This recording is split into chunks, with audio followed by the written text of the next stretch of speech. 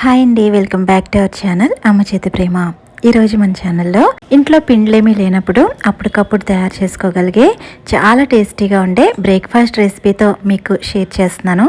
Recipe అనేది బ్రేక్ఫాస్ట్లోనే కాదండి, మనకి స్నాక్స్ ఏదైనా తినాలనిపించినప్పుడు కూడా తయారు చేసుకోవచ్చు.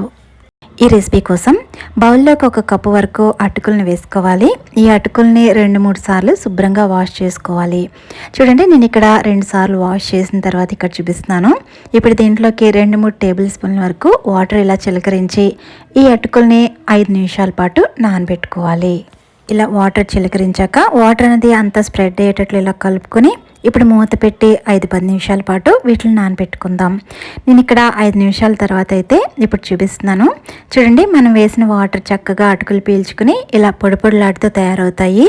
ఇప్పుడైతే దీంట్లోకి రుచికి సరిపడా సాల్ట్ వేసుకోవాలి. అలాగే దీనిలోకి 1 టీ స్పూన్ వరకు ధనియాల పొడి, 1/2 టీ స్పూన్ వరకు మిరియాల పొడి, మరో 1 టీ స్పూన్ వరకు జీలకర్ర వేసుకోవాలి.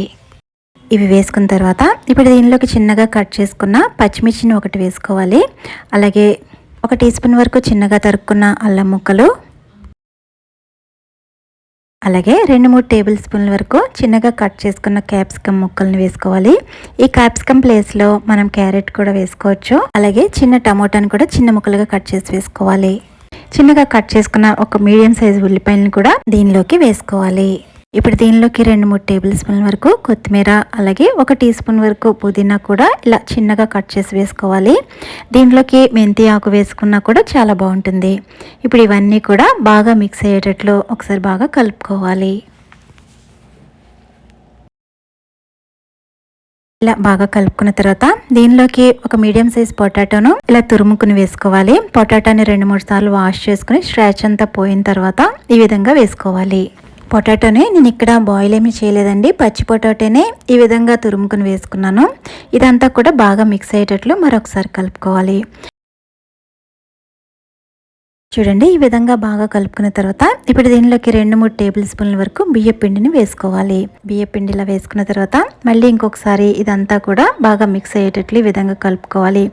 మీకు మనం ఉల్లిపాయ వేసాం కదా, మనం ఇలా గట్టిగా కలపడం వల్ల ఉల్లిపాయల నుంచి వాటర్ కూడా రిలీజ్ అయ్యి ఇది చక్కగా బైండ్ అవ్వడానికి హెల్ప్ అవుతుంది.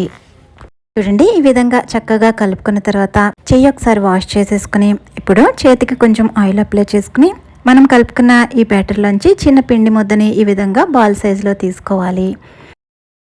ఇప్పుడు ఒక బటర్ పేపర్ తీసుకోండి. దీనికి 2-3 చుక్కల వరకు ఆయిల్ అప్లై చేసుకుని ఇలా బాగా ఆయిల్ అప్లై చేసుకున్న దీని మీదకి మనం తీసుకున్న ఈ పిండిని అయితే ఈ విధంగా స్ప్రెడ్ చేసుకోవాలి.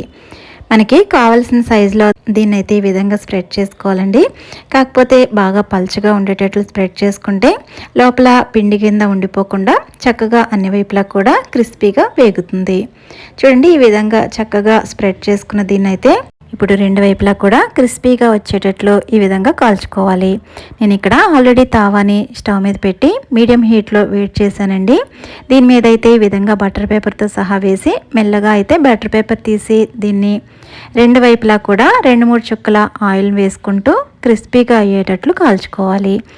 ఫ్లేమ్ని అయితే లో టు మీడియంలో పెట్టుకుని కాల్చుకోవాలండి. 2 వైపులా కూడా మంచి క్రిస్పీగా అయ్యేంత వరకు కూడా ఈ విధంగా కాల్చుకోవాలి. చూడండి, ఇలా చక్కగా వేపించుకోవాలి. మిగతా అన్నీ కూడా ఇదే సైజులో వచ్చేటట్లు చేసుకుని కాల్చుకోవాలి.